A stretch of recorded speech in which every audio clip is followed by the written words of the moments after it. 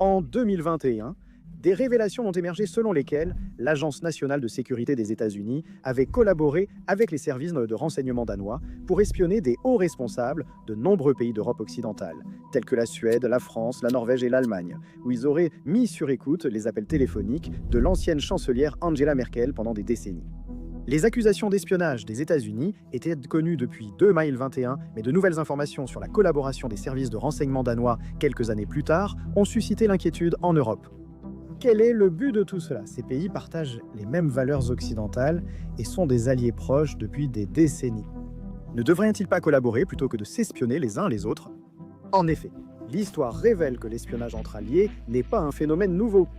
Au contraire, dans le monde obscur de l'espionnage, c'était simplement la routine. Les enjeux liés à l'espionnage de ces alliés sont également extrêmement élevés, ce qui soulève la question suivante: quel type de renseignement pourrait justifier le risque d'être découvert? Et des répercussions diplomatiques qui s'ensuivent. Bien que ce ne soit pas la première fois que les États-Unis espionnent des alliés européens, en y repensant son théâtre, ce n'était même pas la première révélation récente de l'Amérique espionnant des États européens. L'espionnage est jugé nécessaire malgré les risques, mais quelle en est l'ampleur? Les révélations d'Edward Snowden en 2013 ont exposé à quel point les États-Unis espionnent leurs alliés. Il était clair que la National Security Agency avait les moyens technologiques d'atteindre à peu près n'importe qui, ami ou ennemi. Angela Merkel a rapidement condamné les révélations sur les écoutes téléphoniques, mais cette indignation a vite disparu de l'œil public. Ironiquement, 2 ans plus tard, il a été révélé que le Bundesnachrichtendienst espionnait depuis des années des alliés, de la Maison-Blanche jusqu'au ministère de l'Intérieur de pays de l'Union européenne, comme la Pologne, l'Autriche, le Danemark et la Croatie. Ils ont même ciblé des membres d'organisations caritatives, d'organisations non gouvernementales. Et, étonnamment, du Vatican. Mais encore une fois, rien de tout cela n'est vraiment étonnant. À tel point que lorsque ces fuites ont été révélées pour la première fois concernant l'espionnage des États-Unis en Allemagne en 2013, elles comprenaient également des documents sur la National Security Agency espionnant 3 présidents français, Jacques Chirac, Nicolas Sarkozy et François Hollande, entre autres. Et la réaction à cela de la part d'un homme connu sous le nom de Bernard Squarcini, qui était le chef de la Direction générale de la sécurité extérieure, l'équivalent français de la CIA, juste un an auparavant, en 2012, n'a absolument pas été une surprise. Il a avoué que la France espionne également les États-Unis. Il a dit, et je cite, « Les services de renseignement français savent très bien que tous les pays, qu'ils soient ou non alliés dans la lutte contre le terrorisme, s'espionnent en permanence les uns les autres.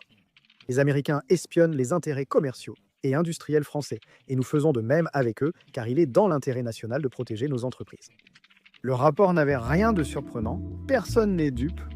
Cette citation révèle toutefois une des principales raisons, l'espionnage économique. Pendant les années 80 et 90, par exemple, la Direction générale de la sécurité extérieure s'est livrée à l'espionnage économique contre les États-Unis. Les services de renseignement français ont espionné des sociétés américaines pour avantager les entreprises françaises dans divers domaines. Des agents français ont été accusés d'espionner International Business Machines, qui était à l'époque l'une des plus grandes entreprises de transparency technologique au monde avec Microsoft. Des rapports ont indiqué que des agents de la Direction générale de la sécurité extérieure étaient impliqués dans le vol d'informations propriétaires et la corruption d'employés pour obtenir des secrets d'International Business Machines, afin d'améliorer la compétitivité de la France dans le domaine en pleine expansion des technologies de l'information. Robert Gates, ex-directeur de la CIA, a accusé les services de renseignement français de voler des ordinateurs portables à des hommes d'affaires de renom en s'introduisant dans leur chambre d'hôtel lors de leur visite en France. Des rapports ont révélé que les services de renseignement français étaient impliqués dans l'espionnage industriel pour favoriser Airbus afin de briser la domination du marché par son concurrent américain Boeing. Cela va un peu de pair avec le réseau mondial de surveillance des signaux Échelon, qui a été créé à la fin des années 60 comme outil de collecte de renseignements contre l'Union soviétique et ses alliés du bloc de l'Est. Il était exploité par une coalition de 5 nations anglophones, à savoir les États-Unis, le Royaume-Uni, le Canada, l'Australie et la Nouvelle-Zélande, également connue sous le nom d'Alliance des Five Eyes. Mais après la chute de l'Union des républiques socialistes soviétiques, le programme Échelon et ses capacités sont restés intacts. Après la chute du rideau de fer, la révélation graduelle de ce programme secret a rendu les dirigeants européens anxieux. Si cela concernait l'espionnage sur les soviétiques, pourquoi fonctionne-t-il encore? Et qui espionne-t-il maintenant? Cette inquiétude semblait manifestement fondée. Selon les lanceurs d'alerte, le programme a évolué pour collecter des emails, des messages textes et d'autres données de smartphones à grande échelle. Pire encore, les pays participants auraient intercepté les communications de leurs propres alliés, y compris des dirigeants politiques et des hommes d'affaires en Europe, ainsi que des personnalités de pays extérieurs aux Five Eyes. Étant donné que les pays des Five Eyes sont eux-mêmes alliés avec pratiquement tous les pays européens, il n'est pas difficile de comprendre pourquoi les États de l'Union européenne étaient en colère contre ces pays qui formaient effectivement une capacité d'espionnage, potentiellement utilisée contre eux par des pays censés être leurs amis. Après des décennies de rumeurs et de révélations de lanceurs d'alerte, le Parlement européen a créé en 2000 une commission temporaire sur échelon. L'Union européenne a enquêté sur l'existence et les implications du réseau pour les États européens et a publié son rapport final un an plus tard, confirmant son existence et détaillant ses capacités à intercepter les communications mondiales. Bien que le rapport n'ait pas apporté de preuves catégoriques d'espionnage économique contre les États de l'Union européenne, il affirme néanmoins qu'Echelon aurait au moins mis sur écoute des appels téléphoniques chez le constructeur aéronautique Airbus au milieu des années 90. Selon le rapport, l'espionnage visait principalement la commande de nouveaux avions d'une valeur de plusieurs milliards de dollars par le gouvernement saoudien. Une riposte possible, vu les actions similaires de la France contre Boeing auparavant. On disait que les Français avaient perdu un contrat pour Airbus d'une valeur de plusieurs milliards de dollars. La Grande-Bretagne, étant à l'époque le seul membre à la fois de l'Union européenne et d'Echelon, était jugée peu fiable par les ministres européens. Et il s'est avéré que ce groupe mystérieux surveillant les communications dans le monde entier existait bel et bien. En fait, en 2015, Wikileaks a publié des documents montrant que les États-Unis surveillaient le Japon depuis 2006, lors du premier mandat du Premier ministre Shinzo Abe. Les interceptions portaient sur les relations américano-japonaises, les négociations commerciales et la stratégie climatique.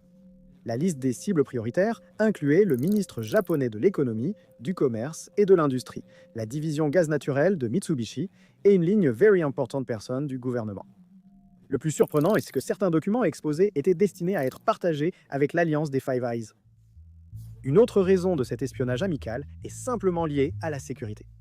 Cela peut sembler illogique, car lorsqu'on est du même côté, il ne devrait pas y avoir de risque de sécurité. Mais cela prend tout son sens lorsqu'il s'agit d'évaluer les membres individuels de vos alliés, qu'ils ne sont peut-être pas capables d'auto-évaluer parfaitement. En 2018, la ministre autrichienne des Affaires étrangères, Karin Knessel, a fait la une en invitant Vladimir Poutine à son mariage, où il a dansé avec elle, devant les invités, à la surprise générale.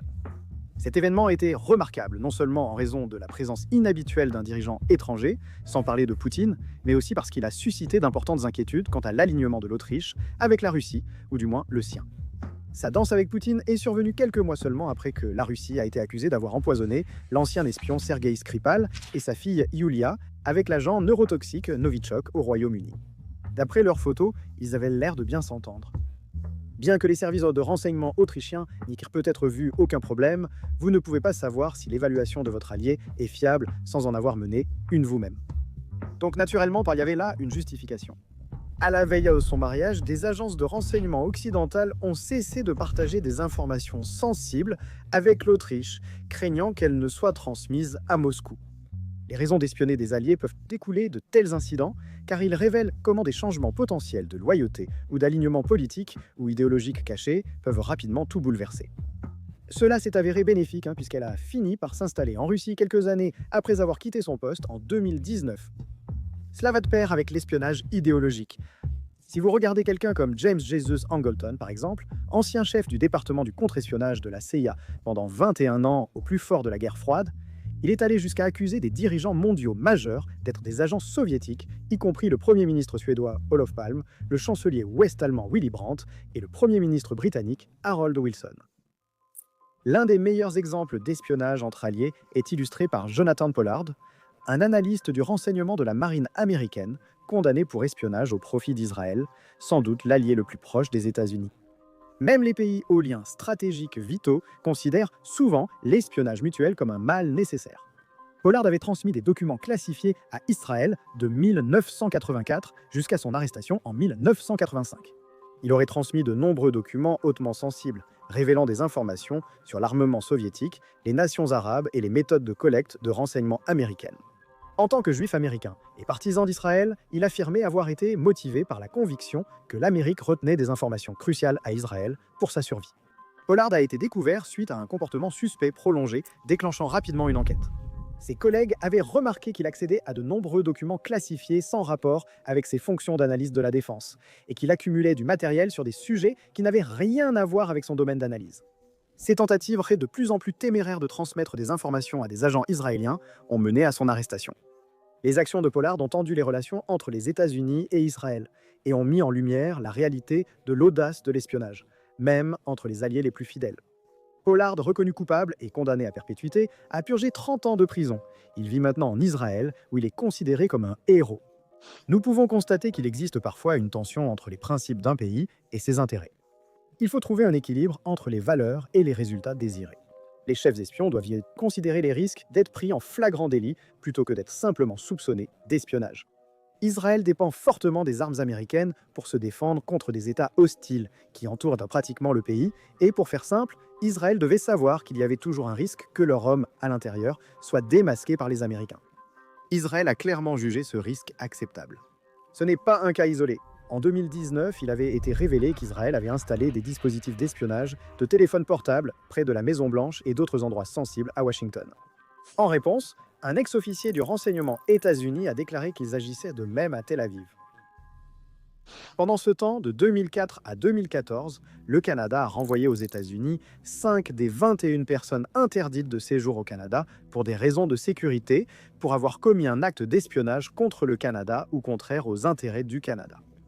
Selon un document produit par l'Agence des services frontaliers du Canada, cela fait des États-Unis le pays d'origine du plus grand nombre de cas d'espionnage au Canada, suivi par la Chine, l'Inde et la Suède, avec 2 expulsions chacun en 10 ans.